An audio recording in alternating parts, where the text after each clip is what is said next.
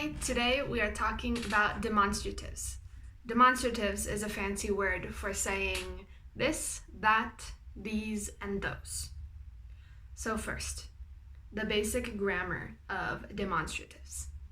This and that are singular. These and those are plural for more than one thing. This and these are for things that are closer. Those and that are for things that are farther away. We use demonstratives as subjects in sentences. For example, this is a fan. I say this because I'm holding it. It's something close to me. Of course, this is very relative. There's no hard rule for when to use this or that. But an easy way to think of it is, this is a fan because I can touch it. This is a cat. These are drawings of cats. That is a TV. And those are picture frames. And those are Christmas lights. For example. We can also use demonstratives to talk about abstract things. For example, that is a great idea.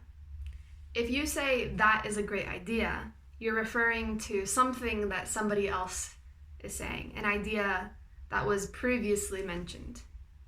Or this is a good idea. Maybe this is your idea, so it is closer to you. You can think about it that way. These are the ways we use this, that, those, and these. They're really useful and really common to mix up. Be careful with the pronunciation of this and these. This, T-H-I-S, is singular. It has a short I sound. This, this.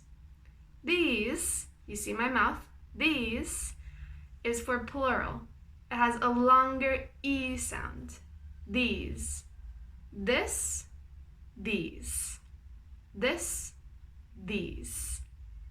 Be careful when you are writing that you don't write this when you want to talk about multiple things, when you want to refer to multiple things. It's a very, very common mistake.